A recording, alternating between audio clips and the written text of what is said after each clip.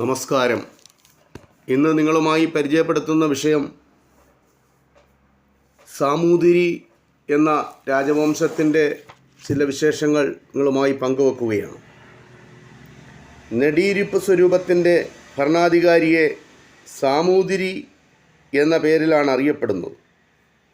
സാമൂതിരിപ്പാട്, താമുതിരി, സാമൂരി എന്നീ പദങ്ങൾ ഏറനാട് സ്വാമി നമ്പ്യാതിരി, തിരുമുൽപ്പാട് എന്നതിൻ്റെ ചെറിയ രൂപങ്ങളാണ്.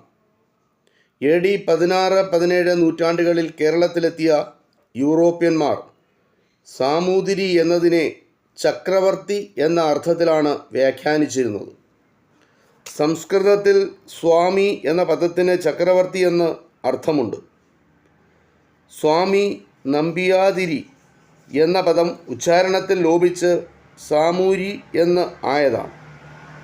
സാമി എന്നതിനോട് തിരി എന്ന ബഹുമാനപദം ചേർത്ത് ഒടുവിലത് സാമൂതിരി ആയി മാറി. സാമൂതിരി വംശം ശ്രേഷ്ഠ ഒരു വംശമാണ്. അവരുടെ ഭരണകാലത്ത് സാഹിത്യരംഗത്ത് വലിയ മാറ്റങ്ങൾ ഉണ്ടായിട്ടുണ്ട്. കേരളത്തിൻ്റെ സാംസ്കാരിക പാരമ്പര്യത്തിന് വളരെയധികം സംഭാവനകൾ നൽകിയവരാണ് ആദ്യകാല സാമൂതിരിമാർ. വിജ്ഞാനത്തിൻ്റെയും സംസ്കാരത്തിൻ്റെയും മേഖലകളിലുള്ള സാമൂതിരിമാരുടെ സംഭാവനകൾ എന്നും ഓർക്കുന്നവയാണ്. ശാസ്ത്രങ്ങളുടെയും സാഹിത്യാദി കലകളുടെയും ഉദാര സംരക്ഷകരായിരുന്നു സാമൂതിരിമാരുടെ ഭരണകാലത്ത്. കോഴിക്കോട് പണ്ഡിതന്മാരുടെയും കവികളുടെയും സങ്കേതമായി തീർന്നിരുന്നു. സാഹിത്യരംഗത്ത് പ്രശസ്തരായി തീർന്ന സാമൂതിരിമാരിൽ പ്രമുഖനായിരുന്നു മാനവിക്രമൻ. അദ്ദേഹത്തിൻ്റെ ഭരണകാലം 1466 മുതൽ 1471 വരെയാണ്. അദ്ദേഹത്തിൻ്റെ കൃതിയാണ് വിക്രമീയം. 18 കവികൾ എന്ന പേരിൽ അറിയപ്പെട്ടിരുന്ന 18 കവികൾ അദ്ദേഹത്തിൻ്റെ വിദ്വൽ സദസ്സിന് മാറ്റുകൂട്ടിയിരുന്നു. ഇവരിൽ ഏറ്റവും പ്രശസ്തരായത് ഉദ്ദണ്ഡ ശാസ്ത്രികളും 2 പയ്യൂർ ഭട്ടതിരിമാരും കാക്കശ്ശേരി ദാമോദര ഭട്ടതിരിയും ചേനാസ് നാരായണൻ നമ്പൂതിരിയും ഉനൻ നമ്പൂതിരിയുമായിരുന്നു. ഇവരിൽ ഉനൻ നമ്പൂതിരിയാണ് മലയാള കവി എന്ന പേരിൽ പ്രശസ്തി നേടിയത്.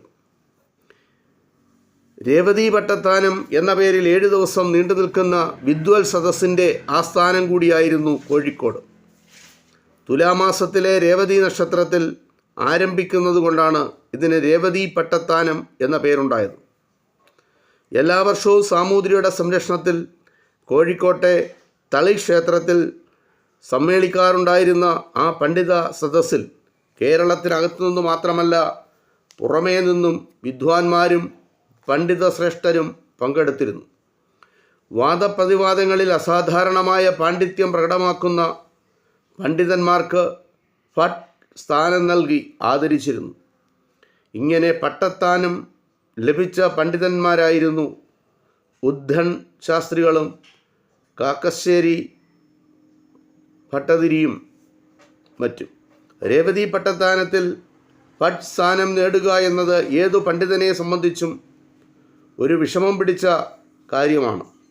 പോർച്ചുഗീസുകാരുടെ ആഗമനകാലത്ത് ജീവിച്ചിരുന്ന പ്രശസ്ത സംസ്കൃത പണ്ഡിതനായ മേൽപ്പത്തൂർ നാരായണ ഭട്ടതിരിക്ക് പോലും 6 പ്രാവശ്യം സ്ഥാനം നിഷേധിക്കപ്പെട്ടതിനു ശേഷമാണ് ഭട്ട് പദവി നൽകിയത്. കേരളത്തിലെ എല്ലാ സഭാമണ്ഡലങ്ങളിലെയും പ്രതിനിധികൾ രേവതി പട്ടത്താനത്തിൽ പങ്കെടുത്തിരുന്നു. പയ്യൂർ മനയ്ക്കലെ പ്രധാനിയായിരുന്നു വിധികർത്താക്കളിൽ പ്രമുഖൻ. മീമാംസ, വ്യാകരണം, വേദാന്തം എന്നീ വിഷയങ്ങളാണ് ചർച്ചയ്ക്ക് വിധേയമാക്കപ്പെട്ടിരുന്നത്. അവസാന ദിവസം വിധികർത്താക്കൾ നൽകിയ പേരുകൾ മന്ത്രി പ്രമുഖനായ മങ്ങാട്ടച്ചൻ സദസ്സിൽ വായിക്കുകയും വിജയികൾക്ക് സാമൂതിരി പട്ടത്താനവും പണക്കിഴിയും സമ്മാനിക്കുകയും ചെയ്തു വന്നു. മാമാങ്കം കൊണ്ട് രാഷ്ട്രീയ രംഗത്ത് എന്നതുപോലെ തന്നെ രേവതി പട്ടത്താനം കൊണ്ട് സാംസ്കാരിക രംഗത്ത് സാമൂതിരി ഉന്നത പദവിയിലെത്തി. ഇത് 14-15 നൂറ്റാണ്ടുകളിലെ കേരളത്തിലെ സാംസ്കാരിക രംഗത്ത് കോഴിക്കോട് എന്ന സ്ഥലം വളർച്ച പ്രാപിച്ചതിൻ്റെ പിന്നിലുള്ള ഒരു ചെറിയ വിവരം നിങ്ങളുമായി പങ്കുവെക്കുന്നു. ഇത് ഇത്രമാത്രം. നന്ദി, നമസ്കാരം.